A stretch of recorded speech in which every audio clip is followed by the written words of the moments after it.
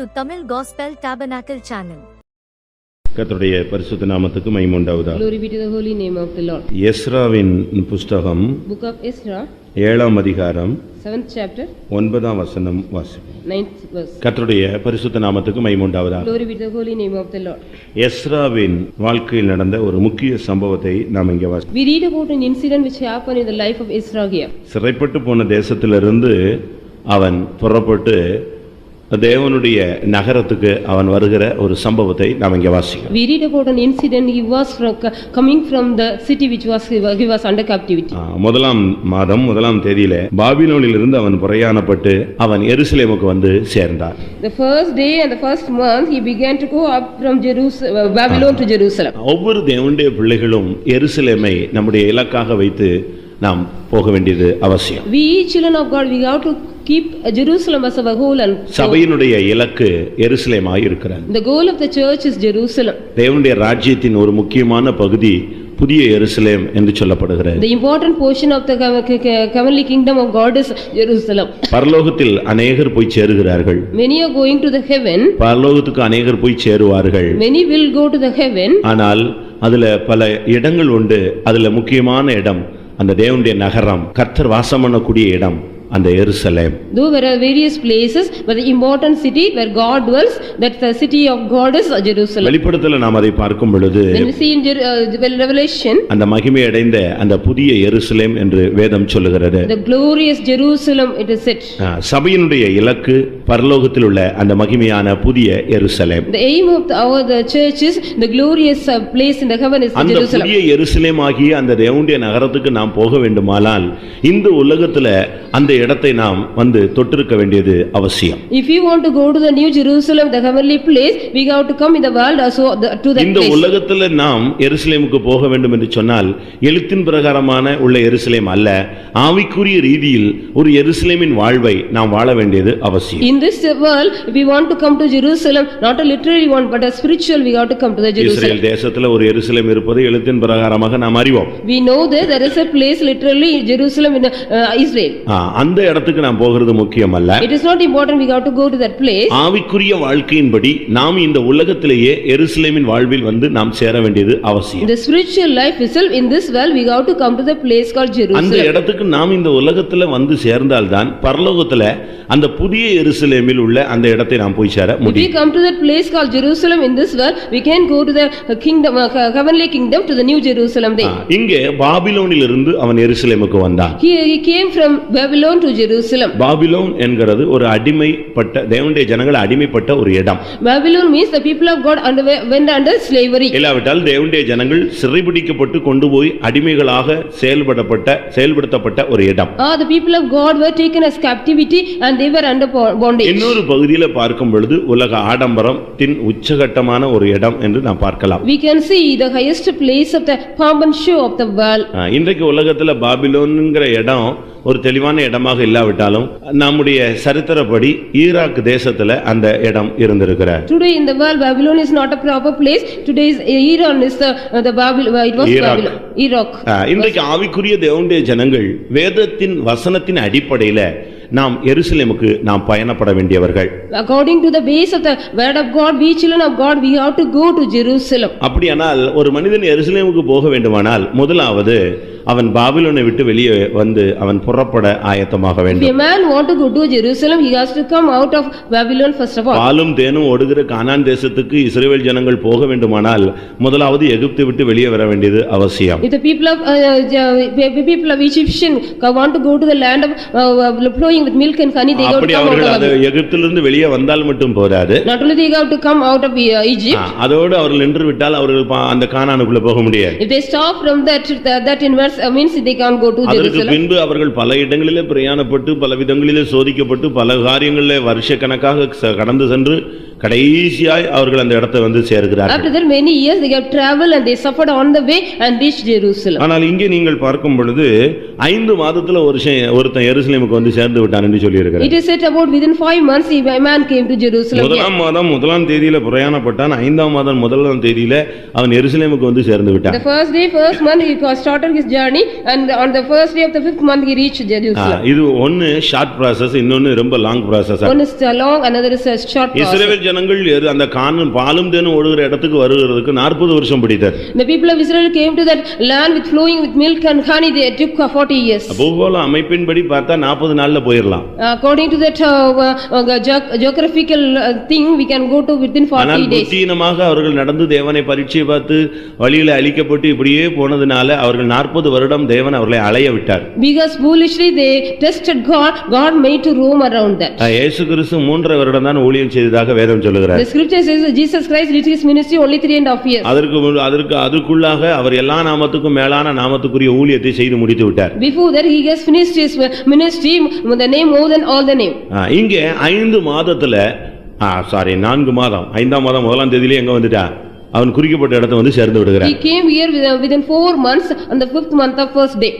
அவன் எருசலேமுக்கு வந்து சேர்ந்தான். He reached Jerusalem. நாம் இன்னும் பாபிலோன்ல இருக்கிறோமா இல்ல அந்த வேயா இல்ல எருசலேமான்னு இப்ப யோசிச்சு பாருங்க. We have to think whether are we in Babylon or are we in the way or are we in Jerusalem. அநேகர் நினைக்கிறார்கள் எருசலேமுக்கு வந்து சேர்ந்துட்டா நம்ம ஓட்டம் முடிஞ்சிரும் செத்து போயிடுவோம் அப்படி நினைக்கிறாங்க. Many are thinking they have come to Jerusalem, our race is finished, we are going to die. அது ஒரு தவறான ஒரு உபதேசம். It's a wrong doctrine. எப்பொழுது ஒருத்தன் பரிசுத்தவனா மாறுறானோ அப்பொழுது அவனுடைய ஓட்டம் முடிஞ்சிரும் அப்படினு பெண்டிகாஸ்ட்ல எல்லா இடத்துலயுமே பிரசங்கம் பண்றாங்க. In Pentecost all are preaching when a man become a saint he will finish his race. பரிசுத்தவனா மாறிட்டா செத்துருவானா? If a man become a saint will he die? அப்படி கிடையாது. It is not so. பரிசுத்தவனாய் மாறி அவன் பரிசுத்தவான் என்ற வாழ்க்கையை வாழ்ந்து காட்ட வேண்டியது அவசியம். He has to become a saint and he has to live like a saint after that. ஒருத்தன் இன்னைக்கு பரிசுத்தவன் ஆயிட்டானா இன்னைக்கு செத்துட்டானா முடிஞ்சு போயிருச்சே. If a man become a saint today if he die means that that's everything finished. அப்படி அல்ல. It is not so. நாம் அந்த நிலவரத்துக்கு வந்து அதுக்கு பின்பு அந்த பரிசுத்தமான வாழ்க்கையில நிலைத்திருந்து இன்னும் மகா பரிசுத்தத்துக்குள்ள கொண்டு போகப்பட வேண்டும். We have to come to that state and being in that state we have to be taken to the most holy place. அதனால தான் அப்போஸ்தலனாகிய பவுல் சொல்லும் பொழுது நான் தேகத்தை விட்டு போவது நலமா இருக்கும் ஆனால் உங்களுக்கு அவசியமா இருக்கும் நான் இருப்பது உங்களுக்கு அவசியமா இருக்கும்னு சொல்றாரு. So Paul says I want to depart from my body, if I be here it would be a profit for you. கிறிஸ்துவுக்குள்ளான ஒரு மனுஷனை நான் அறிவேன். I knew a man in Christ. 14 வருடங்களுக்கு முன்பாக அவன் ஆவியில எடுத்துக்கொள்ளப்பட்டான். In the spirit he was taken up before 14 years. அப்ப 14 வருஷத்துக்கு முன்னாலேயே அவனுடைய லைஃப் எப்படி இருந்துச்சுன்னு யோசிச்சு பாருங்க. You think about his life before 14 years how was it? கிறிஸ்துவுக்குள்ளான வாழ்க்கையில 14 வருஷத்துக்கு முன்னாலே வந்தாச்சு. He came to the life in Christ before 14 years. அதற்கு பின்பு அவன் வாழ்ந்து காட்டினான். After that he lived so. நாம் தீர்க்கதரிசன புத்தகங்கள்ல படிக்கும் பொழுது when we study in the book ராஜாக்களுடைய புத்தகங்கள்ல படிக்கும்போது when we study in the book of Kings அங்க ஒரு தீர்க்கதரிசியை நீங்கள் பார்க்கலாம். you can see a prophet there. ஒரு பெண் சொல்லுகிறாள் நம்முடைய வீட்டுக்கு அடிக்கடி வந்து போகிற மனுஷன் பரிசுத்தவான் என்று காண்கிறேன். I think a man who comes here is a saint, a woman who perceives that. உடனே அவர் செத்துட்டாரா? Immediately did he die? அப்படி அல்ல, அவன் பரிசுத்தவானாய் வாழ்ந்து காட்டினான். He also lived as a saint.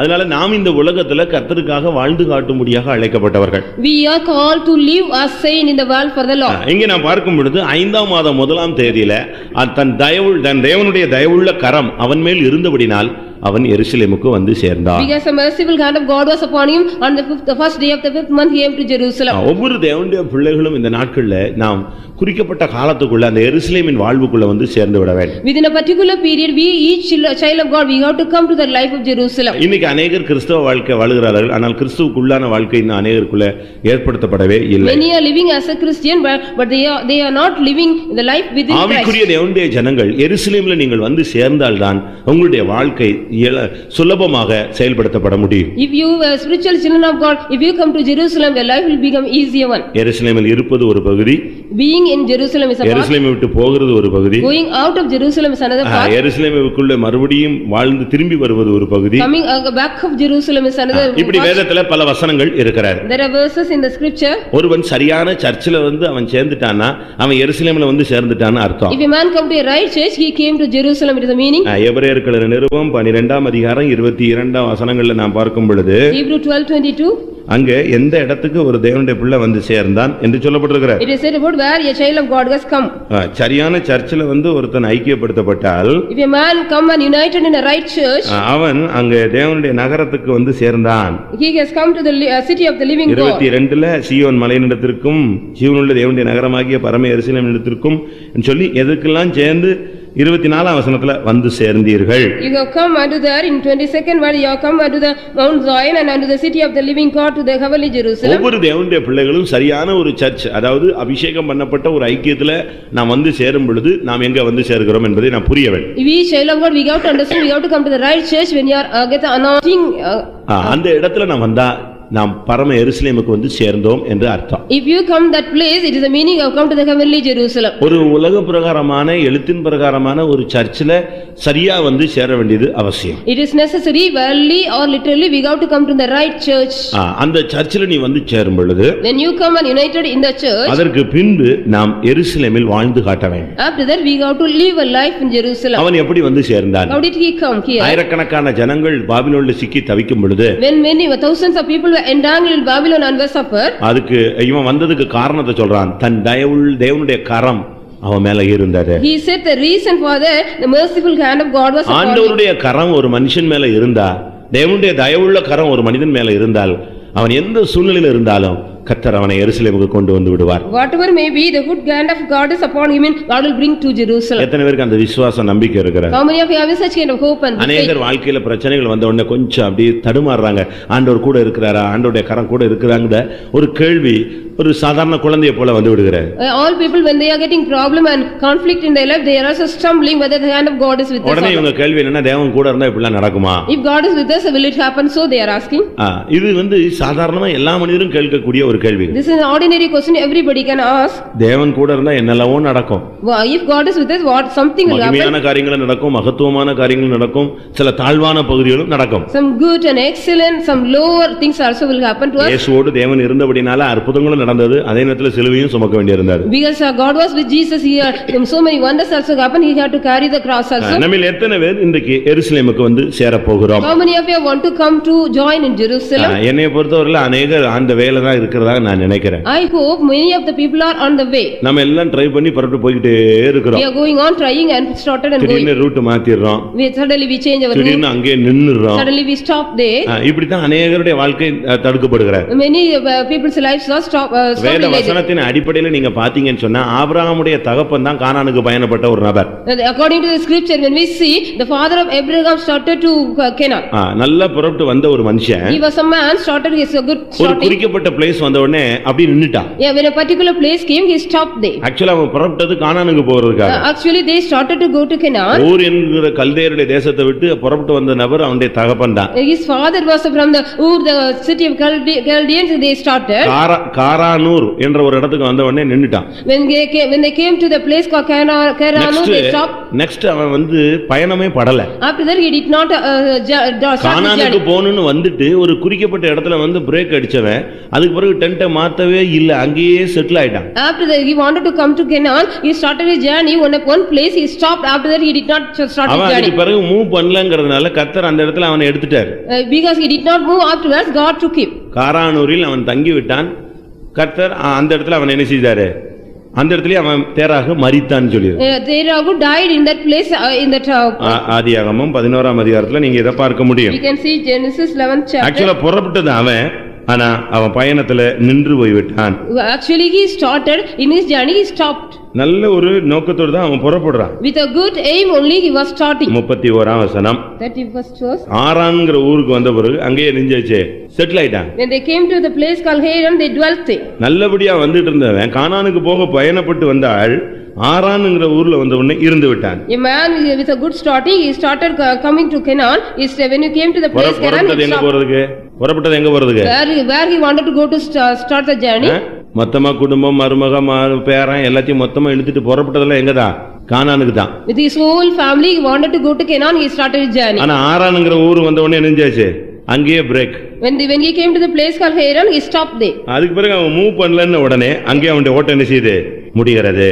Because he did not move after that, his race was finished there. 32ஆம் வசனத்துல தேராகு ஆரானிலே என்ன செஞ்சான், மரித்தான். Terah died in Haran, it is said. உடனே தான் ஆண்டவர் பார்த்தாரு, ஆபிரகாமை அழைத்தார். So that really God saw Abraham and called him.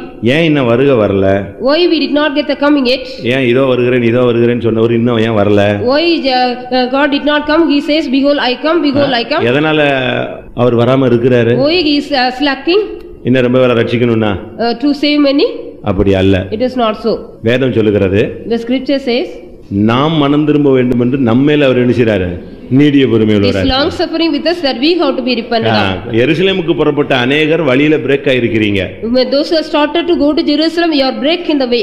நீ பிரேக் ஆனதுனால Because you are breaked. அவர் இன்னொரு ஆளை ஏற்படுத்தி மறுபடியும் இந்த ஸ்டேட்டஸ்க்கு கொண்டு வர வேண்டியிருக்கு. God has to make another man in your place and bring to this state. உங்களுக்கு புரியும் நான் நம்புகிறேன். I hope you could understand. அந்த தேராகு தன்னுடைய வாழ்க்கையில அந்த லட்சியத்தை நிறுத்தினதுனால, because Sarah stopped his goal in that place, கர்த்தர் ஆபிரகாம்னு ஒரு ஆளை என்ன செய்ய வேண்டியிருந்துச்சு, அழைத்து கொண்டு வர வேண்டியிருந்தது. God has to call Abraham and brought.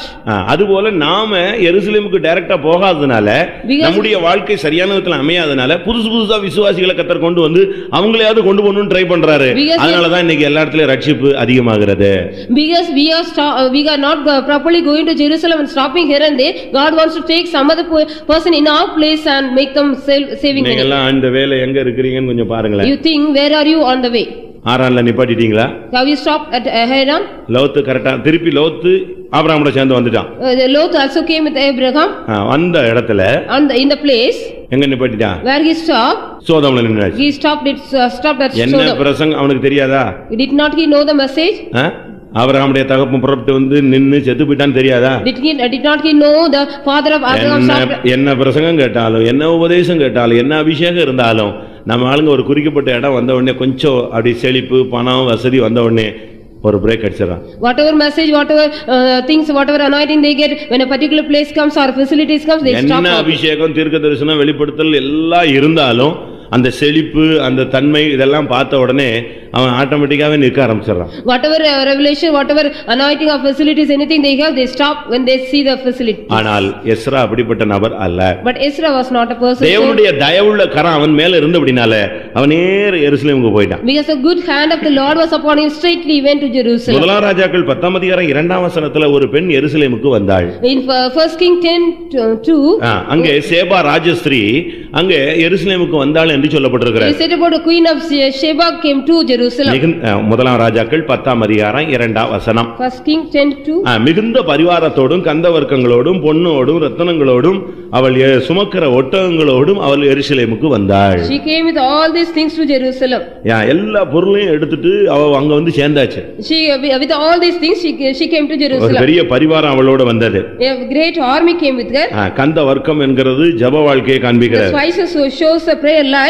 நல்ல பெரிய குடும்பத்தோடு நல்ல அதிக கூட்டத்தோடு நம்ம சபைக்குள்ள வருகிறோம். We are coming with a great family and great crowd. மிகுதியான பொன்னையும் ரத்தினங்களையும் கொண்டு வந்தாள். She brought very much gold and precious stones. நல்ல ஒரு விசுவாசம், நல்ல ஒரு ஆவிக்குரிய சுபாவங்கள் எல்லாம் அவளுக்குள்ள வந்தது. She got a good faith and spiritual characters. சுமக்கிற ஒட்டகங்களோடு எருசலேமுக்கு வந்தாளாம். She came with the camels which can carry. ஒரு கிறிஸ்தவனுக்கு முக்கியமா இருக்க வேண்டிய சுபாவம் சுமத்தல்.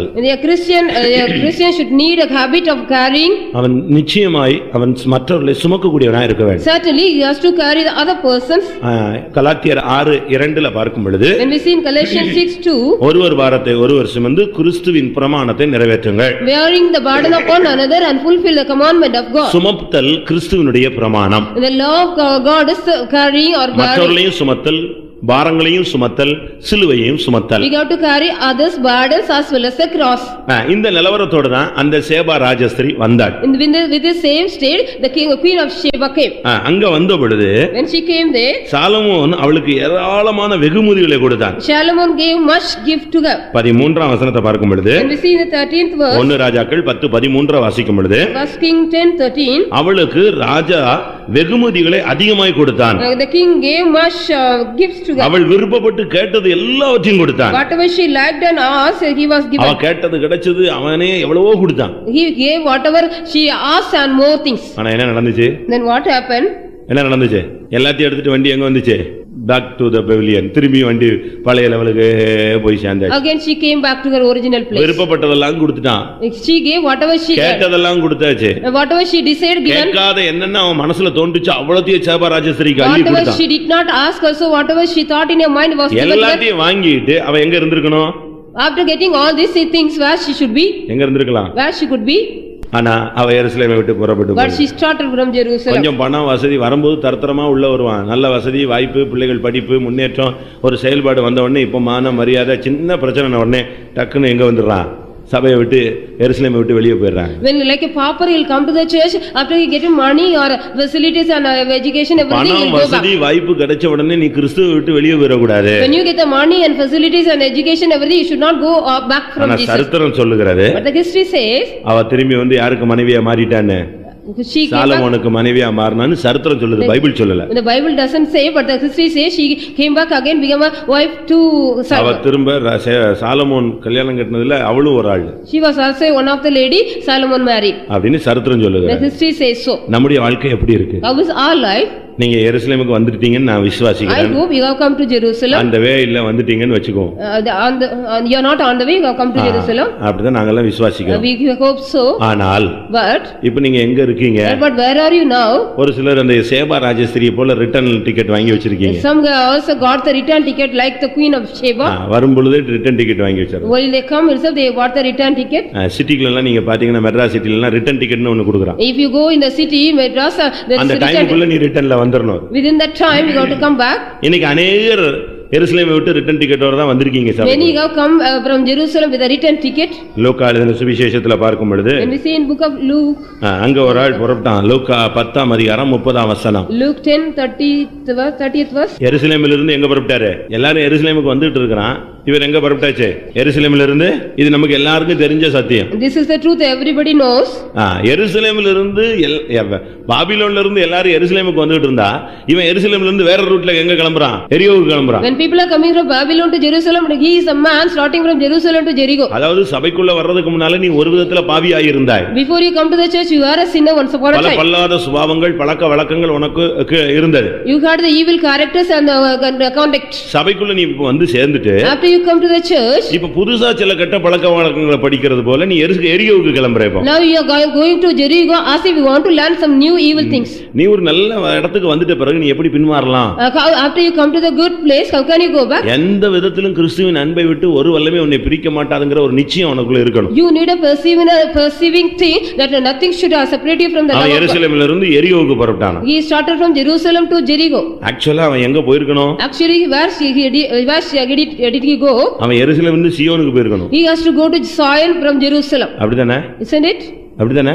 Is it? கரெக்ட்டான மெத்தட் படி பாத்தீங்கன்னா if you see in the right method ரட்சிப்புங்கிறது புதிய பூமி.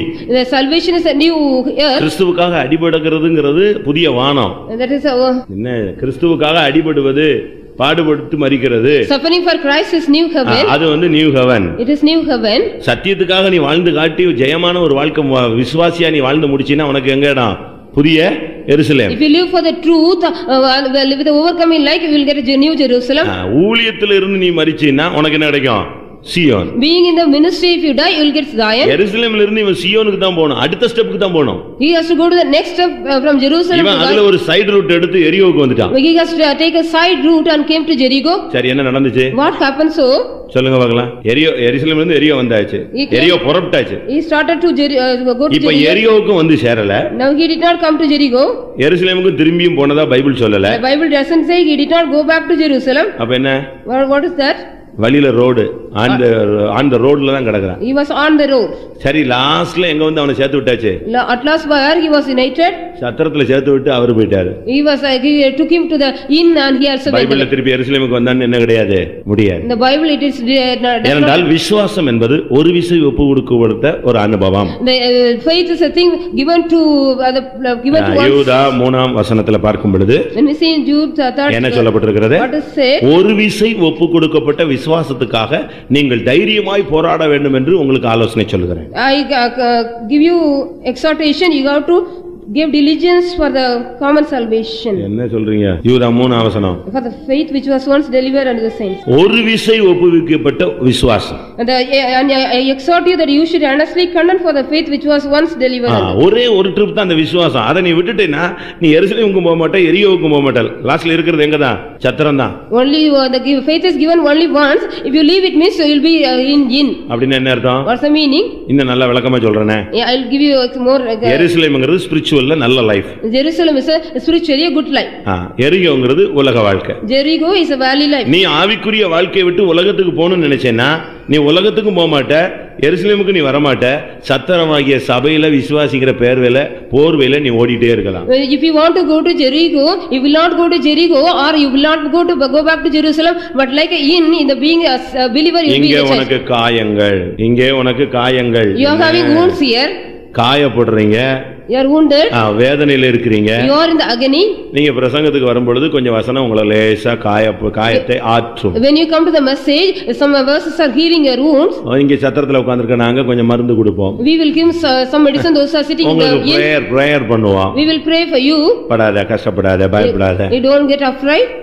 இன்னைக்கு நீங்க எங்க இருக்கீங்கன்னு யோசிச்சு பாருங்க. You think about where are you today? எருசலேமுக்கு போக வேண்டிய நீ சபைக்குள்ள வந்துட்ட பிறகு எரிகோவை நோக்கி நீ திரும்ப கூடாது. When you come to the church, after you want to go to Jerusalem, you shouldn't go back to Jericho. இன்றைக்கு அநேகர் இந்த லைஃபை அவர்கள் சரியான விதத்துல கொண்டு போக முடியாமல் தடுமாறுகிறார்கள். Many are suffering, they can't take this life in the right way. நியாயாதிபதிகள் 19ஆம் அதிகாரத்துல ஒரு வழிபோக்கன் தன்னுடைய மனைவி தன்னுடைய வேலைக்காரனை எல்லாம் அழைத்து கொண்டு அவன் எருசலேமுக்கு குறிக்கப்பட்ட இடத்துல இருந்து புறப்பட்டான். In Judges, a man also started, தன்னுடைய தேசத்துக்கு அவன் புறப்பட்டான். He started to go to his land with his wife and அவனுடைய மனம் வருமனையாட்டி தன்னுடைய ஊருக்கு போய் விட்டாள். His concubine went to his city. அவளை அழைத்து கொண்டு தன்னுடைய தேசத்துக்கு அவன் வந்துட்டு இருக்கிறான். He was coming with her to his own land. வந்துட்டு இருக்கும்போது வர்ற வழியில தான் அந்த எருசலேம் இருந்தது. On the way only that Jerusalem was there. அந்த எபூசியர் தங்கியிருந்த எருசலேம். The place where எபூசியர் அப்படியே சொல்லுங்க. அந்த இடத்துக்கு வந்த பொழுது they came to that place. அந்த வழிபோக்கனுடைய வேலைக்காரன் சொன்னா நம்ம என்ன செய்யலாம்? எருசலேம்ல தங்கிரலாம். We will stay there. The servant of him said. இவன் சொன்னா அப்படி இல்ல. He said it is not so. நம்ம மத்த இடத்துல நினைச்ச கூடாது, தங்க கூடாது. We shouldn't stay in all the places. கிபியா போயிடலாம். We can go to Gibeah. இல்லட்டா ராமாவுக்கு போயிரலாம். Or we'll go to Rama. இப்படி ஒரு குறிக்கப்பட்ட இடத்தை வச்சிட்டு அவன் புறப்பட்டு போயிட்டே இருந்தான். So like this they were started and going. ஒழுங்கா அந்த எபூசியர் தங்கியிருந்த அந்த எருசலேம்ல தங்கியிருந்தா எந்த பிரச்சனை வந்திருக்காது. என்ன பிரச்சனை வந்திருக்காது? எந்த குழப்பமும் வந்திருக்காது. If they have stayed in the place where the Ephesians stayed, no problem will be. அந்த எருசலேம்ல தங்காம because they did not stay at Jerusalem. கிபியாவுல போய் நின்னான். They went to Gibeah. அன்னைக்கு நைட் என்ன நடந்துச்சு? What happened so on the night? அவனுடைய மறுமனையாட்டி அவமானப்படுத்தப்பட்டு கொல்லப்பட்டார். The concubine was destroyed and shamed and அதனால இஸ்ரவேல் முழு இஸ்ரவேலுக்குள்ளே ஒரு பெரிய கலக்கம், ஒரு தேசத்தின் புஸ்தகங்களை அழித்து போட்டார்கள். Because there was a trouble among the whole Israelite and destroyed all the people there. ஒரு கோத்திரத்தை அழிக்கிற ஒரு கண்டிஷனுக்கு வந்து தள்ளப்பட்டார். They come to the state of destroying one tribe fully. ஏன் யோசிச்சு பாத்தீங்களா? You think about why it is? இவன் எங்க தங்கி இருக்கலாம்? Where he could have stayed? எருசலேம்ல தங்கி இருக்கலாம். He could have stayed at Jerusalem. ஏன் தங்க கூடாது? Why he couldn't stay there? அவனுக்கு கிபியாவுக்கு போகணும்னு சிந்தை வந்துச்சு. He got a thought to go to Gibeah. இந்த இடத்துல தேவனுடைய திட்டத்தை நீங்க எப்படி புரிந்து கொள்கிறீர்கள்? How can you understand the plan of God here? இவன் தான் தேசத்துக்கு போறான், எருசலேம்ல தங்காம ஏன் போனா? Why he is not staying at Jerusalem? He wanted to go to his own land. அதுக்கு அவன் சொல்றான் புறஜாதியார் தேசத்துல என்ன செய்ய முடியாது, தங்க முடியாது. He says I cannot stay in the Gentiles land. கடைசில அங்க போய் சேர்ந்துட்டான். எங்க? At last he went to கிபியால போய் சேர்ந்தான். Gibeah. அங்க என்ன நடந்துச்சு? What happened there? கேவலமும் அவமானம் தான். Only shame and reproaches. இது எதை காண்பிக்கிறது? What does this show? எருசலேம்ல எல்லா ஜாதியும் இருப்பான். In Jerusalem all caste will be. நீ உன் ஜாதிக்கு தான் நீ கிபியாவுக்கு தான் போணும்னா அங்க சாவு தான் வரும். If you get for only your caste and if you want to go to Gibeah you will die. சபையில எல்லா ஜாதிகாரங்களையும் சேர்த்து தான் சபையா கர்த்தர் வச்சிருக்கார். God has kept a church being all the caste united together. நீ இந்த எபூசியர் இடத்துல தங்காம, you are not staying at Ephesus. பலதரப்பட்ட ஜாதி ஜனங்கள் பழக்கவழக்கங்கள் இருக்கிற ஜனங்கள்ல தங்காம நீ கிபியாவுக்கு தான் போவேன், என் ஜாதியில தான் இருப்பேன், என் ஜாதிக்குள்ள தான் இருப்பேன்னு போனீனா முடிவு என்னங்கறது நீ படிச்சுக்கணும். You got to learn or understand that if you want to go to your own caste, not with joining with other people in the church. இன்றைக்கு நம்மில் எத்தனை பேர் எருசலேமை நோக்கி போய் கொண்டிருக்கிறோம்? How many of you going to Jerusalem today? எருசலேம்ல நீ இருந்தாலும், though you be in Jerusalem, உன்னுடைய வாழ்க்கையில எருசலேமின் வாழ்க்கையை நீ வாழ்ந்து காட்டணும். You have to live a life of Jerusalem. எருசலேம்ல இருக்கறான் அப்படினா ஒருத்தனுடைய லைஃப் எப்படி இருக்கும்? How will be a life of a man being in that Jerusalem? நம்ம எல்லாம் சர்ச்சில் இருக்கோம். சர்ச்சில் இருக்கிறவங்க வாழ்க்கை எல்லாம் நல்லாவா இருக்கு? We are all in the church. Are our lives are good? எல்லாரும் ரொம்ப தெளிவா இருக்கீங்களா? Are you all clear? எல்லாரும் நல்ல ஸ்பிரிச்சுவலா இருக்கீங்கன்னு Are you all in well நெஞ்ச spiritual? தொட்டு சொல்ல முடியுமா? Can you touch your heart and say? ஆனா எருசலேம்ல இருந்தா எப்படி இருக்கணும்னு நான் உங்களுக்கு I சொல்றேன். will say how you should be when you are in Jerusalem. ஒருவன் எருசலேம்ல இருந்தா அவன் எப்படி வாழ்வான்? How he will live when a man be in Jerusalem? அவனுடைய வாழ்க்கை எவ்வளவு மகிமையா இருக்குங்கிறத நாம் சிந்திச்சு பார்க்கணும். We have to think how glorious his life will be. லூக்கா எழுதின சுவிசேஷம் 2ஆம் அதிகாரம் 25ஆம் வசனத்தை பார்க்கும் பொழுது Luke 2:25. ஒரு மனுஷன் எருசலேம்ல இருந்தான். அவன் லைஃப் எப்படி இருந்துச்சு? A man was in Jerusalem. How was his life? பாத்தீங்களா? எருசலேம்ல இருந்தானா ஒருத்தன் லைஃப் எப்படி இருக்கணும்னு பாருங்க. You see, if a man be in Jerusalem, how his life would be? நீங்க எருசலேம்ல இருக்கீங்களா இல்ல நான் எருசலேம்ல இருக்கறாங்கறது இப்ப செக் பண்ணி பாத்துக்கலாம். We can check it whether are we in Jerusalem or not. எருசலேம்ல இருந்தா அவனுடைய லைஃப் எப்படி இருக்கும்? If he is in Jerusalem, how his life would be? அப்ப எருசலேம்ல இருக்கிற நீ எப்படி வாழ்ந்து கொண்டிருக்கிறாய்? How are you living though being in Jerusalem? எருசலேம்ல இருந்தா இப்படி தான் வாழணும். மற்றபடி எந்த விதத்துல வாழ்ந்தாலும் அவன் எருசலேம்ல இருந்ததுல என்ன கிடையாது? பயன் இல்ல. If you are in Jerusalem, you have to live like this. If you live anywhere means there is no use of it. ஒருத்தன் எருசலேம்ல இருந்தான், அங்கேயே செத்து போயிட்டான். A man was in Jerusalem, he died there. அதுல என்ன பிரயோஜனம்? What's the use of that? எந்த விதத்திலும் பிரயோஜனம் கிடையாது. There is no use of that. அவன் எருசலேம்ல ரொம்ப கஷ்டப்பட்ட நிலவரத்துல இருந்து செத்து போயிட்டான். If being in a suffered state, he is died. நீ எருசலேம்ல இருந்தா If you are in Jerusalem, நீ நீதி உள்ளவனா இருக்கணும். you should be a just man. தேவ பக்தி உள்ளவனா இருக்கணும். You should be a devout man. ஆறுதல் வர காத்திருக்கிறவனா இருக்கணும். You should be a man waiting for consolation. பரிசுத்த ஆவி உன் மேல இருக்கணும். The Holy Ghost should be upon you. அதுதான் உண்மையான சர்ச். அதுதான் உண்மையான அவன்தான் உண்மையான believer. That is a true church and he is a true believer. பரிசுத்த ஆவி உன் மேல இருந்துச்சுனா எப்படி இருக்கும்? How the Holy Ghost is upon you? சும்மா சரீரத்தை அசைக்குமா? Will it shake your body? இல்ல கை தட்ட வைக்குமா? Or will it make you to clap your hands? இல்ல உருண்டு புரண்டு ஓட வைக்குமா? Or will it make you to roll and around? கர்த்தருடைய ஆவி உன் மேல இருந்தார்னா அதுக்கு அடையாளம் என்ன? What is the sign if the Holy Ghost is upon you? இந்த அசைவு கை தட்டுதல் எல்லாம் இது ஒரு symbol. These are the symbols, shaking the body and clapping the hands. ஆனா பரிசுத்த ஆவி உன் மேல இருந்தா But if the Holy Ghost is upon you, இயேசு மேல இருக்கும் பொழுது என்ன நடந்துச்சு? when the Holy Ghost was upon Jesus, what happened? ஏசாயா 61:1ல இந்த வார்த்தையை நீங்க பார்க்கலாம். Isaiah 61:1 we can see in that. கர்த்தராகிய தேவனுடைய ஆவியானவர் என் மேல் இருக்கிறார். The Spirit of God is upon me. ஆவியானவர் உன் மேல இருந்தா உன் லைஃப் எப்படி இருக்குன்னு கீழ உள்ள வசனங்கள் எல்லாம் சொல்லுது. Below the verses are saying if the Spirit of God is upon you, how you will be. அதனால பரிசுத்த ஆவி உன் மேல இருந்தார்னா இதெல்லாம் செய்ய நடக்கணும். If the Holy Ghost is upon you, these are the things should happen in you. இந்த பரிசுத்த ஆவியின் அனுபவத்தை நீ வெளிப்படுத்த வேண்டியது அவசியம். It is necessary you have to reveal the life of Holy Spirit in you. எருசலேம்ல நீ மரிப்பது நல்லது. It is good if we die in ஆனா Jerusalem. கிறிஸ்துவுக்காக நீ வாழ்ந்து மரிக்கணும். But you have to live for Jesus and die. இந்த சபைக்குள்ள இருந்துட்டு நீ பொல்லாதவனா வாழ்ந்து சாக கூடாது. Being in the church you shouldn't live like a evil man and die. நீ சர்ச்சில மெம்பரா இருந்துட்டு நீ பரிசுத்தவனா இல்லாட்டா என்ன பிரயோஜனம்? Being a member in the church if you are not a saint, what's the use of that? நீ விசுவாசத்தை காத்துக்கொள்ளாவிட்டா என்ன பிரயோஜனம்? What's the use if you not keep the உலக ஆடம்பரத்துல சிக்கி தவித்து உலக கன்னிகளை நீ விழுந்தா என்ன பிரயோஜனம்? What's the use of being entangled in the snares and the pomp and show of the world? ஒருத்தன் எருசலேமுக்கு இழுத்துட்டு கொண்டு போய் சேர்த்து விட்டாங்க. ஆனா அவன் அங்க செத்து போயிட்டான். One man was dragged and taken to Jerusalem, he was died there. எவ்வளவு நிர்பந்தமான ஒரு நிலவரம். What a pathetic situation is it? அதோனி பேசேக்னு ஒரு ராஜாவை எருசலேமுக்கு கொண்டு போனாங்க. A king called Adoni-Bezek was taken to Jerusalem. அவனை கொண்டு போனா அவன் அங்கே செத்து போயிட்டான். When he was taken he died there. ஏன்? Why? அவனுடைய பெருவிரல் எல்லாம் தரிச்சு தள்ளிட்டாங்க. They cut up the thumb of him. ஒரு நியாய தீர்ப்பு மாதிரி தான் அவன் வாங்கி கொண்டு போய் அவனை எருசலேம்ல விட்டான். Like a judgment he got it and were taken to Jerusalem. அந்த ஜட்ஜ்மெண்டோட அவன் போய் அங்க செத்து போயிட்டான். With that judgment he died there.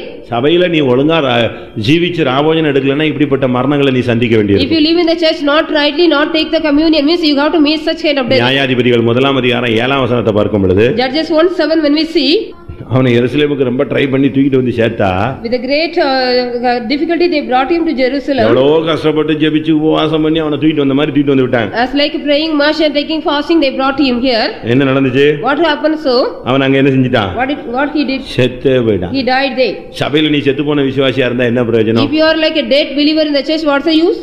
கிரியை இல்லாத விசுவாசம் செத்தது. The faith without deed is dead. கிரியை இல்லாத ஒரு விசுவாசத்தை வச்சுக்கிட்டு நீ சபையில இருந்தேன்னா நீ செத்து போன ஒரு விசுவாசி. If you don't have any deed without faith means you are a dead believer. செத்து போன விசுவாசியை வச்சிட்டு கஷ்டம் அப்படியே போயிட்டே இருக்க வேண்டியதான். Being keeping a dead believer we have இந்த கன்றுக்குட்டி செத்து போச்சுன்னா if the calf die means என்ன செய்வாங்க தெரியுமா? what they will do? வைக்கோல ஃபில் பண்ணி They will make a effigy.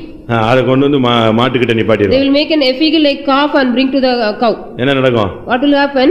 அந்த மாடு என்ன நினைச்சுக்கோ நம்முடைய குட்டி உயிரோட இருக்குன்னு நினைச்சிட்டு The cow also will இவன் think, பால் கறந்துகிட்டே இருப்பான் பால் கொடுத்துக்கிட்டே இருக்கும். the cow also will give the milk as if the calf is living. நீ செத்து போன விசுவாசியா இருந்தா சபைக்கு பால் மட்டும் தான் கறக்கலாம். If you are a dead believer, only we can take milk from you. அப்படிதானே? Isn't it? நீ காணிக்க கொடுப்ப, தசமாவும் கொடுப்ப, ஆயிரக்கணக்கில் கொடுப்ப, பட் நீ செத்து போன விசுவாசியா இங்கேயே உட்கார்ந்துட்டு இருக்க வேண்டியது. But you are like a dead believer, you will be giving oblation and tithes thousands of tithes. நம்மள எத்தனை பேர் இப்படி இருக்கோம்னு எனக்கு தெரியல. I do not know how many are here. இவனை எருசலேமுக்கு கொண்டு வந்தா இவன் செத்து போயிட்டான். When he was brought to Jerusalem, he died so. ஏன் அவனுக்கு முடியல? Why he couldn't live there? இவன் ஏற்கனவே 70 ராஜாக்களை கைகால் பெருவெல்லாம் துண்டிச்சு வச்சிட்டு இருந்தான். Already he had cut the toes and thumbs of the another 70 kings.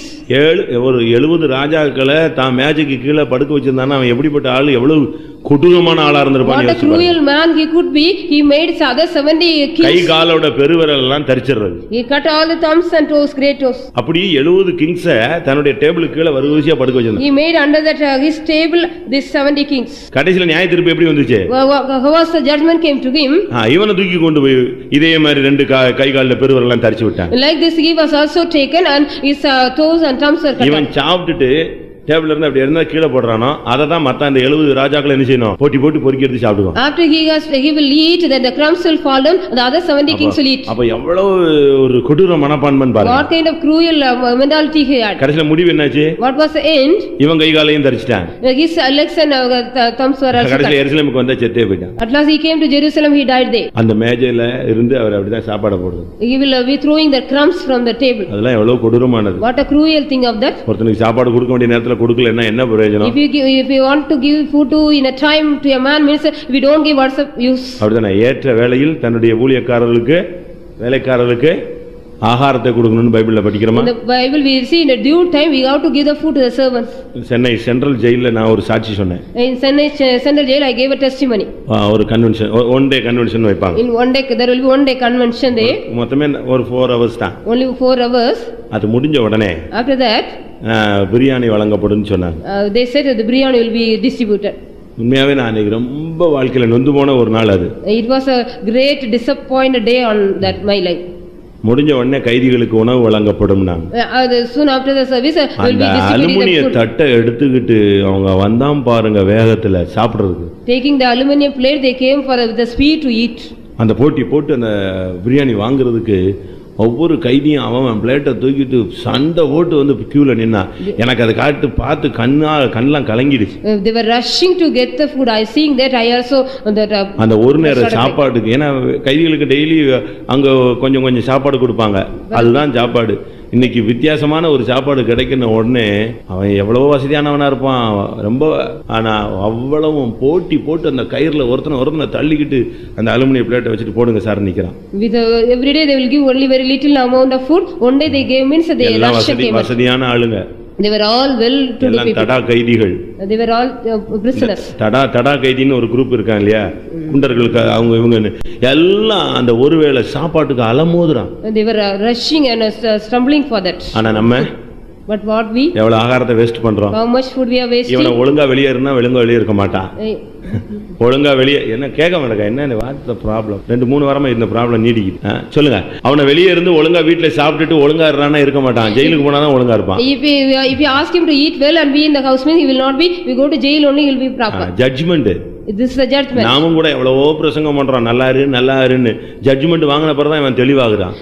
We are also preaching much, after getting the judgment only he is எருசலேம்ல நீ ஒழுங்கா இருந்தால் உன்னுடைய வாழ்க்கை ஜெயமாய் மாறும். If you are a right person and living a right life in Jerusalem, your life will be an overcoming life. எத்தனை பேர் இன்றைக்கு எருசலேம்ல ஒரு தெய்வீக வாழ்க்கை வாழ ஒப்பு கொடுக்கிறீர்கள்? How many of you giving yourself to live a divine life in Jerusalem? இன்னைக்கு அநேகர் தன்னுடைய லக்கை தவற விட்டு விட்டார். Many are losing their goal today. அநேகர் அந்த எருசலேம்ல வருவதற்கு அவர்கள் தடுமாறுகிறார். Many are stumbling to come to Jerusalem today. அப்போஸ்தலனாகிய பவுல் எருசலேமுக்கு போறேன்ன உடனே எல்லாரும் சொன்னாங்க நீ போகவே வேண்டாம்.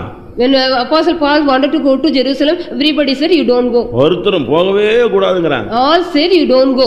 இவன் சொல்றான் நான் எருசலேமுக்கு போய் தான் ஆவேன். But he said I have to go. இல்ல நீ போகவே கூடாது. But they said you shouldn't go. இதுல வேற தீர்க்கதரிசனம். There was a இல்ல வேடிக்கை என்னன்னா எல்லாத்துக்குமே தீர்க்கதரிசனம் வந்துருது, அதான் பிரச்சனை. For everything they were giving prophecy. நல்லதுக்கும் தீர்க்கதரிசனம், கெட்டதுக்கும் தீர்க்கதரிசனம், எல்லாத்துக்கும் இப்ப தீர்க்கதரிசனம்ங்கிறது ஸ்டைலா போயிருச்சு, குறி கேக்குற மாதிரி ஆயி போயிடுச்சு. Like this, the prophecy is like a sorcery or like a style.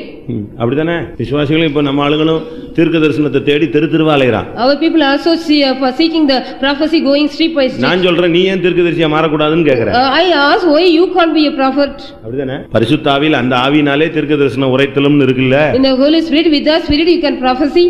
எருசலேமுக்கு பவுல் போறேன்னு சொன்னா ஒருத்தன் வந்து சொன்னான், ஒருத்தன அகபு ஒரு தீர்க்கதரிசி வந்தான், இவனுடைய கச்சையெல்லாம் எடுத்து கையில கட்டிக்கிட்டு இந்த கச்சைக்கு ஒரு ஆள் எருசலேமில் அடிபட்டு சாவாருன்னு சொல்லிட்டான். One man said a prophecy, binding his kerchief on his head, this man will be உடனே அந்த சபையில் உள்ள விசுவாசிகள்லாம் நீங்க எங்க போக கூடாது, எருசலேமுக்கு மாத்திரம் போக கூடாது. All the believers of the church said you shouldn't go to Jerusalem. ஊழியக்காரன் எங்க தான் போவான், எருசலேமுக்கு தானே போவான். Only the servant of God will go to Jerusalem. தேவனுடைய மனுஷன் எருசலேமுக்கு தானே போகணும். Only the man of God has to go to Jerusalem. இப்ப எல்லா விசுவாசிகளும் சேர்ந்துட்டு அவனை அழுது ஒரு வழி பண்ணிட்டாங்க. All believers joined together, they stopped him not to go to Jerusalem. எருசலேமுக்கு போக வேண்டாம். You don't go to Jerusalem. எருசலேமுக்கு போக வேண்டாம். You don't go to Jerusalem. எல்லாம் ஓன்னு உட்கார்ந்து அழ ஆரம்பிச்சாங்க. They all started crying.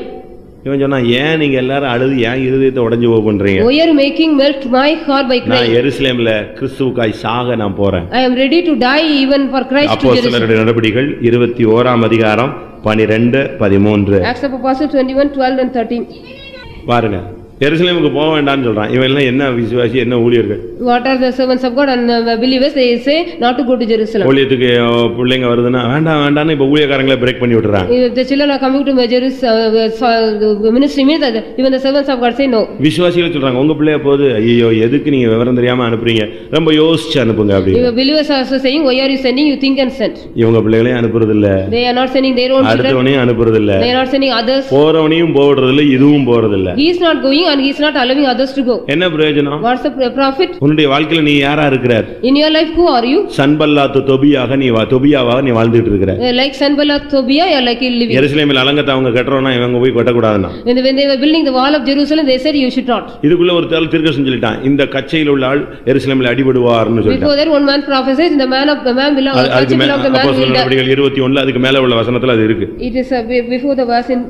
இன்றைக்கு अनेक தேவனுடைய ஜனங்கள் இப்படிப்பட்ட தீர்க்கதரிசனம் எல்லாம் சொல்லிட்டே இருப்பாங்க. Many children of God also prophesy like this. ஆனா நீ எருசலேமுக்கு போறதை நிறுத்திட கூடாது. But you shouldn't stop going to Jerusalem. நீ எருசலேமில் மரிக்கிறதுக்கு நீ ஆயத்தமாய் புறப்படணும். You should start to ready to die in Jerusalem. எருசலேமை விட்டு நீ வெளியவே போக கூடாது. எருசலேமுக்கு தான் நீ போய் சேரணும். You shouldn't go out of Jerusalem, you got to go to Jerusalem. அப்படி எருசலேமுக்கு நீ போகும் பொழுது when you go to Jerusalem likewise நீ மாம்சத்துல போக கூடாது, ஆவியில கட்டுண்டவனாய் நீ போகணும். You have to go born in the spirit, not in flesh. அப்போஸ்தலர் 20ஆம் அதிகாரம் 22ஆம் வசனத்தை பார்க்கும் பொழுது ஆவியில் கட்டுண்டவனாய் நான் எருசலேமுக்கு of the temple. அதுக்கு பிறகுதான் அவனுடைய ஒரிஜினாலிட்டியை காண்பிப்பான். After that he will show his originality. வாசி இது கொண்டு போறதுக்கு முன்னால சொல்லியிருந்தான் சொன்னா பரவாயில்ல. If he told this before he brought him to Jerusalem, it would be right. இவன் நேரா கொண்டு வரான். Directly straightly took him. இவன் அமைதியா இருந்தாரு. He was very quiet, so எருசலேம் கொண்டு வந்தாச்சு. he was எருசலேம்ல ஒரு சுத்தி நேரா எங்க போய்ட்டான், தேவனுடைய ஆலயத்துக்கு போனான். After rounding Jerusalem, he went to the temple of God. அங்கே இருந்து அவர் அப்படியே கொண்டு போய் தேவனுடைய ஆலயத்துக்கு எங்க கொண்டு போய்ட்டான், உச்சியில கொண்டு போய் உப்பரியில போய் நிப்பாட்டிட்டான். He took him to the and set him upon the pinnacle of the temple. இது வரைக்கும் ரொம்ப இன்ட்ரஸ்டா இருந்துச்சுங்க கதை.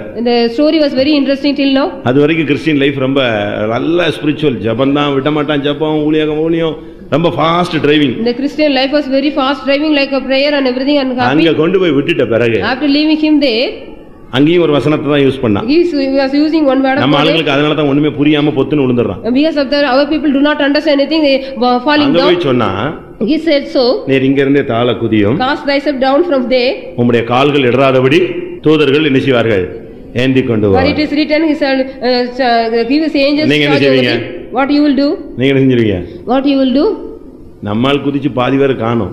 Our people have jumped up and they are not found here. அந்த பணம் பேர் புகழ் அப்படியே போன உடனே அவன் லாஸ்ட்ல சொல்லுவான், நீ இப்ப குதிச்சிரு, அப்படியே உன்னை ஆண்டவர் தூக்குவார்னா விழுந்துட்டான். அவ்வளவு. At last he jumped here when they get money and name and fame, he also jumped and fell. சிலுவையில் அவர் தொங்கிட்டு இருக்கிறாரு. He was hanging on the cross. ஒரு குரூப் வந்து ஐயோன்னு உட்கார்ந்து அழுகுது. One group was sitting and crying. இன்னொரு group சொன்னா, நீ கிறிஸ்துவானால் நீ என்ன செய், இறங்கி வா. The other group said if you are Christ, come down. நீங்க என்ன செஞ்சிருவீங்க? What you will do? நீங்க எல்லாம் மொத்தமா பிடிச்சிட்டு இறங்கிடுவாங்க. நான் கிறிஸ்து இல்ல நிரூபிக்கணும்ல, இறங்கிடுவான். You want to prove yourself as a Christ and you will come down. இப்படி தான் अनेक விசுவாசிகள் ஸ்பிரிச்சுவல்ல ஹை லைட்ல போயிட்டு திடீர்னு அட்ரஸ் இல்லாம போனதுக்கு ரீசன் இதுதான். This is the reason many believers are going to the top level of spiritual life and come back. அவனை கொண்டு வந்தது யாரு? Who brought him there? இந்த டாப் ஸ்டாண்டர்ட் கொண்டு வந்தது யாரு? Who brought him to the top standard? யார் கொண்டு வந்தா? பிதா அவரை எருசலேமுக்கு கொண்டு வந்தார்னு இருக்கா? யார் கொண்டு வந்தது? Who brought him? பிசாசு கொண்டு வந்த தந்திரத்தெல்லாம், பிசாசின் தந்திரத்தை நீங்க ரொம்ப கவனமா You பார்க்கணும். have to understand the cunning of the devil. உன்கிட்ட பேசுறது தேவனா பிசாசான்னு நீ முதல்ல பார்க்கணும். You have to see whether devil or God. மெட்ராஸ்ல ஒரு பையன் கொஞ்சம் மைண்ட் டிஸ்டர்ப் ஆயிட்டான். A boy is a little ill in his mind in Madras. Mind disturb ஆனதுக்கு காரணமே பைபிள் தான். Because of the Bible he was disturbed in his பைபிளை mind. போட்டு படிச்சு ஒரு லிமிட்டுக்கு மேல தவறா புரிஞ்சிட்டான். After he was going on studying the Bible, he understood in a wrong way. திடீர்னு பஸ்ல ரன்னிங்ல குதிச்சிட்டான். Suddenly in a running bus he started jumped down. அவன் வாலிப பையன் தடுமாறி சமாளிச்சு நின்னுட்டான். He was the youth boy, he stumbled and stood. இவங்க அப்பா கூட வந்தவர் என்னடா பையன் இப்படி ரன்னிங்ல குதிச்சிட்டானே அவர் குதிச்சு கை கால் எல்லாம் ஒடிச்சிட்டார். His father also jumped back of him because as his son was jumped, he broke his leg. சர்ச்சுக்கு கொண்டு வந்து ஐயா ரன்னிங்ல பையன் குதிச்சிட்டான், என்னன்னே தெரியல அவனுக்கு இப்படி மைண்ட் டிஸ்டர்ப் ஆகி சுத்துறானே. Because of we do not know, because of the mind disturbed, he jumped. உடனே பாஸ்டர் கேட்டார், என்னப்பா இப்படி ரன்னிங்ல வந்து குதிக்கிறியே, அவசியம் இல்லாத ஸ்டாப்ல இப்படி குதிக்கலாமா? Can you jump like this, the stop where you can't get out? நீ குதி, உன் கல்கள் இடராதபடி தேவதூதன் காப்பான்னு சொன்னார்ல, நான் குதிச்சிட்டேங்கறான். Because you jump, God will charge the angels to keep thee. அப்பமே புரிஞ்சிக்க வேண்டியதான், இவனை உப்பரிக்கு கொண்டு போறது யாரு? Who is taking him to the pinnacle? இவனை எருசலேமுக்கு கொண்டு போறது யாரு? Who take him to Jerusalem? யாரு? Who is taking? பிசாசு கொண்டு வரான். The devil is taking. அதனால தான் ஒரு சிலர் பின்வாரும்போது வந்து இயேசுட்ட கேட்டாங்க. அவர் சொன்னார், என் பரமபிதாவினால் நடாத நாற்றெல்லாம் வேரோடு பிடுங்கப்படும். All the plans which my father did not plan will be uprooted. ஒருவனை அவர் இழுத்தாதான் அவன் வர முடியும். If a man is drawn by him, he can come. அதனால பேரு, புகழ், கனம், மகிமை இந்த உலகத்துல எதிர்பார்த்தினா உனக்கு அது கிடைக்கும். ஆனா உன்னுடைய அட்ரஸ் கிடைக்காது. But if you expect the name, fame and honor, respect, you will get it, but you will not. சபையில என்னத்துக்கு பேரு? சபையே கிறிஸ்து தான் தலை, நீ கை கால் சும்மா இருக்கலாம். You are the hands and legs, Christ is the head. Why do you need any fame? தலை தான் main. The head is main. நீ சும்மா ஒரு அவயவம். You are just an organ. தோல் தான் வெளியே தெரியும், மத்ததெல்லாம் மறைஞ்சிக்குது. Only the skin will be seen out, all other things will be hidden. இத வச்சுக்கிட்டு நீ வந்து குதிக்க கூடாது சபையில. Keeping this, you shouldn't jump in the church. அதனால நம்ம சபையில இந்த எந்த விதமான போஸ்டிங்குமே கிடையாது. So we don't have any position or post in our church. எந்த போஸ்டிங்கும் கிடையாது. We don't have any posts. எந்த கமிட்டியும் கிடையாது. We don't have any committees. எந்த தொல்லையும் கிடையாது. We don't have any trouble. நீ சபையில உனக்கு மகிமை கனம் ஒண்ணுமே கிடையாது. You don't have any glory or honor, respect in the church. எல்லா கனமையுமே யாரு? ஒரு ஆளுக்கு தான், கிறிஸ்து ஒருவர். Only all honor, respect and praise to God. அப்படினால நாம் இந்த நாட்கள்ல எருசலேமுக்கு தேவனால கொண்டு போகப்படணும். So we have to take to Jerusalem by God. அந்த எருசலேமில சமாதானத்துக்காக நான் ஜெபிக்கணும். We have to pray for the peace of Jerusalem. ஒவ்வொரு நாளும் எருசலேமில உன் கால் நிக்கணும். Every day your legs should stand in Jerusalem. Daily நீ எருசலேமில நிக்கணும். Every day you have to stand in Jerusalem. எருசலேம்னா என்ன அர்த்தம்? What is the meaning of Jerusalem? சமாதான நகரம்னு அர்த்தம். There is a city of peace. 122ஆம் சங்கீதம் 2ஆம் வசனத்துல எருசலேமே என்னுடைய பாதங்கள் எங்க நிக்கு? வாசிங்க. எருசலேம்ல வாசல்ல தான் உன் கால் நின்னுகிட்டே இருக்கணும். Your legs should stand the doorstep of Jerusalem. தியேட்டர்ல போய் கியூல நிக்க கூடாது உன் கால். You shouldn't go and stand in the theater in the queue. அப்படிதானே? Isn't it? ஒரு வீட்டுக்கு நான் போனேன். I went to a house. ஒரு விசுவாசி வீடு தான். A believer's house. அதுவே குடிசைதான். It was a hut. மீனவர் area. It is a fisherman's portion. வீடு. It was a hut. அந்த குடிசை வீட்டுக்குள்ள நான் போய் விசிட்டிங் போறேன். I went for a visiting day. ஒரு 8 மணி இருக்கும், 7:30 போய் சேர்ந்தேன். The night 7:30 or 8. வீடெல்லாம் கதவெல்லாம் ரொம்ப அருமையா சாத்தி வச்சிருந்துச்சு. The doors were locked, door was locked. Praise the Lord அப்படினு. I said praise the Lord. ஏய் பாஸ்டர் வந்துட்டாருன்னு ஒரு sound. They said pastor has come. எல்லாம் போங்க போங்க போங்க போங்கன்னு பார்த்தா நான் எண்ணிக்கிட்டே இருக்கேன். வீட்டுல இருந்து ஒரு 24 பேர் அந்த குடிசைக்குள்ள இருந்து அப்படியே சந்து பொந்துல நுழைஞ்சு வெளியே வர்றாங்க. The 24 people nearly they came out of that hut. உள்ள என்ன ஓடிட்டு இருக்கு? What was going inside? அந்த ஏரியால அவங்க வீட்ல டிவி இருக்கு, விசுவாசி வீட்ல 24 பேர் எல்லா ஏரியால உள்ளவங்க உள்ள பூந்து உள்ள உட்கார்ந்திருக்காங்க. ரொம்ப இன்ட்ரஸ்டா பார்த்துட்டு. All the people around there they came and went inside the hut and see. எப்படி இருக்கும்? How it would be? உன் கால் எங்க நிக்குது? Various legs are standing. தியேட்டர்ல நிக்குதா? Whether it is standing in the theater? சாராய கடையில நிக்குதா? Whether it is standing in the arak shop? இல்ல எங்க நிக்குது? ஏமாத்தி யாரை ஏமாத்தினாலும் ஆண்டவரை ஏமாத்த முடியாது. Whomever you can cheat but you cannot cheat God.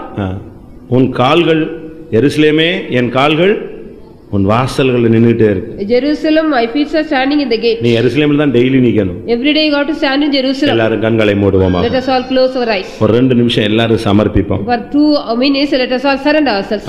Ezra தன் தேவனுடைய தயவுள்ள கரம் அவன் தலையின் மேல இருந்தபடினால் அவன் எருசலேமுக்கு வந்து சேர்ந்தான். Because a good hand of God was upon Ezra, he came to Jerusalem. உங்களையும் என்னையும் விசுவாசித்து கர்த்தர் இந்த பரம எருசலேமிலே கொண்டு வந்து நிறுத்தி இருக்கிறார். God has kept to the heavenly Jerusalem by believing you and me.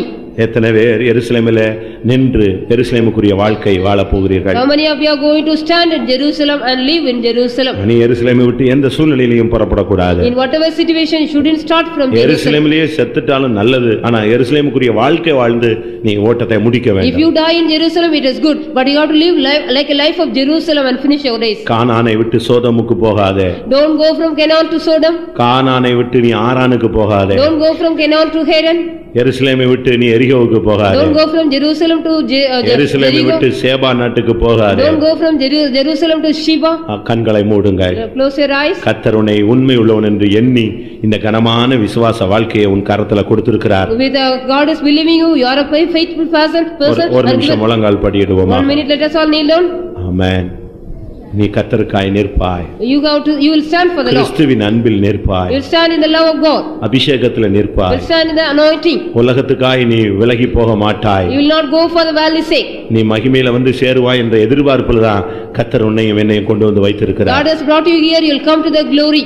நீ உன்னுடைய இலக்கை தவற விடாத. You don't leave your goal. உன்னுடைய லட்சியத்தை விட்டு நீ விலகாத. Don't go astray from your goal. உன்னுடைய எழுப்புதலை விட்டு நீ விலகாத. Don't go out from your revival. என்ன நடந்தாலும் சரி, whatever may happen, என்ன எதிர்ப்பு வந்தாலும் சரி, whatever opposition may come, எந்த சூழ்நிலை மாறினாலும் சரி, whatever the situation may change, உயர்வானாலும் தாழ்வானாலும், whether height or depth, நிகழ்காரியமோ வருங்காரியமோ, whether the present thing or the past thing, பசியோ பட்டினியோ, whether famine or பட்டயமோ நாசமோ, whether sword or peril, எதுவானாலும், whatever it may be, வேறு எந்த சிருஷ்டியானாலும், whatever the creation may be, கிறிஸ்துவின் அன்பை விட்டு என்னை பிரிக்க மாட்டாதென்று நான் நிச்சயித்திருக்கிறேன். I persevere that nothing shall separate me from the love of Christ. எத்தனை பேருக்கு தைரியமா இந்த வசனத்தை சொல்ல முடியும்? How many of you can boldly say this word of God? உனக்குள்ள ஒருவேளை அந்த சொல்லக்கூடிய லைஃப் இல்லாம இருக்கலாம். You may not have the life to say that word of God. ரட்சிப்பு உண்டாக இப்பொழுது உன்னுடைய வாயில அறிக்கை உண்டாகட்டும். But you let your confession be made for the salvation sake. உன்னால இந்த சத்தியத்துக்கு நிக்க முடியாது. கர்த்தருடைய நிலைநிறுத்து. That's truth, but God will make you to stand. உன்னால எருசலேமின் வாழ்வை பாதுகாக்க முடியாது. உனக்குள் இருக்கிறவர் பெரியவர்,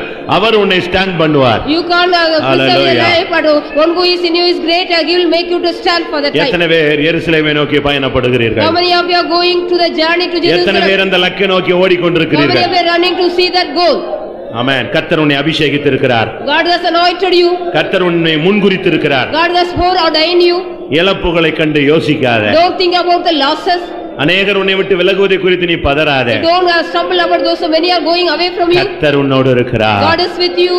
உன்னை அழைத்த தேவன் உண்மை உள்ளவர். The God who has called you is உன்னை அழைக்கிறவர் உண்மை உள்ளவர், அவர் அப்படியே செய்வார். God who has called you is faithful, he will do so. சூழ்நிலைகள் மாறலாம். The situation may change. தேவனுடைய அன்பு மாறாதது. The love of God will not change. சூழ்நிலைகள் மாறலாம். The situation may change. உன்னுடைய அழைப்பு The மாறாதது. calling of you will not change. நீ வாழ்க்கையில ஒரு இலக்கை வைத்து போய் கொண்டிருக்கிறாய். You are having a goal and going in your life. ஆனால் தேவன் உனக்கு ஒரு இலக்கை But வைத்திருக்கிறார். God has kept another goal for you. அந்த பரம That Jerusalem, is the heavenly Jerusalem. அந்த ஜீவனுள்ள நகரம், That is the living city. அந்த மகிமையான தேசம் And the glorious land. உனக்காக காத்துக் It கொண்டிருக்கிறது. is waiting for you.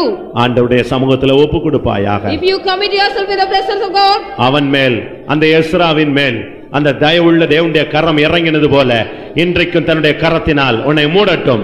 as the good hand of God was came down upon Israel, that the good hand come upon you. ஆமென். என் கரத்தின் நிழலினால் உன்னை மூடுகிறேன் என்று I ஆண்டவர் cover you with சொல்கிறார். the shadow of my hand. எத்தனை பேர் எருசலேமுக்கு போக வாஞ்சிக்கிறீர்கள்? கைகளை உயர்த்துங்க பார்க்கலாம். How many of you want to go to Jerusalem? Raise your hands. நான் எருசலேமுக்கு போக வந்து விட்டேன். I have come here to go to Jerusalem. தேவனுடைய கரம் என்னை கொண்டு போய் சேர்க்கும் என்று நான் நம்புகிறேன். I hope the hand of God will take you to Jerusalem. ஆமென். இன்றைக்கே பாபிலோனை விட்டு புறப்படுவாயாக. From today you have to start from Jerusalem. இன்றைக்கே நீ எகிப்தை விட்டு புறப்படுவாயாக. Today you have to start from Egypt. இன்றைக்கே ஆரானை விட்டு நீ புறப்படுவாயாக. Today you have to start from Haran. இன்றைக்கே நீ சோதோமை விட்டு புறப்படுவாயாக. Today you have to start from amen. Babylon வேண்டாம். You no need Babylon. Sodom வேண்டாம். No need Sodom. ஆரான் வேண்டாம். Haran, no need. ஓ இயேசு போதும். Only Jesus is enough for you. Amen. Hallelujah. ரிஷலபலபகரபகதபன். Hallelujah. யோரபலகதன. Hallelujah. Hallelujah. Amen. Hallelujah. குதாபாலா கத்துடா Gadaba கத்துடானியா. Praise the Lord, praise the Lord, praise the Lord.